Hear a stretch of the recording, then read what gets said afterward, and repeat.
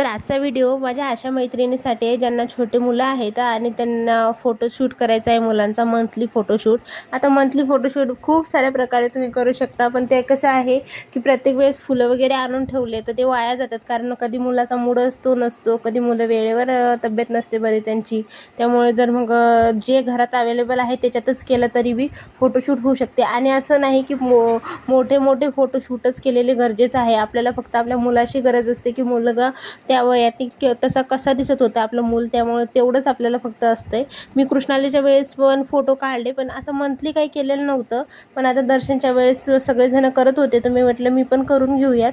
तर मी पण फोटो काढलेले आहेत. काही आयडिया आहेत बघा, तुम्हाला आवडतात का तुमच्यासोबत शेअर करते. हे त्याचा फर्स्ट मंथचा म्हणजे जेव्हा झालं होतं ना तो तेव्हाचा फोटो आहे. हा पूर्ण 1 महिना कंप्लीट झाल्याच्या नंतरचा फोटो आहे. हा 2ऱ्या महिन्याचा फोटो आहे त्याचा.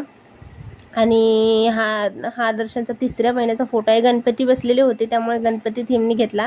4थ्या महिन्याला राम जन्मभूमीचं उद्घाटन, त्यामुळे राम जन्मभूमीचा. 5व्या महिन्याला काही नसल्यामुळे मी टॉय ठेवून घेतलेला. 6व्या महिन्याला एकादशी होत्या त्यामुळे मग मी एकादशीच्या थीमनी फोटो घेतला. 7व्या महिन्याला परत 7व्या महिन्याला पुन्हा मी टॉय ठेवून घेतला. 8व्या महिन्याला पण मी साधे आपल्या घरातली मोत्याची एक माळ आणि ती याची साधे सिंपल मण्याची माळ ठेवून बुक ठेवून घेतला. 9व्या महिन्याला काही नसल्यामुळे ओढणी ठेवली. 10व्या महिन्याला आंबे आले होते, आंब्याचं सीझन होतं तर आंबे ठेवले.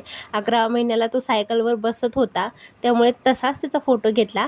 आणि 12व्या महिन्याला हे स्टुडिओमध्ये फोटो. कसा वाटला व्हिडिओ नक्की सांगा.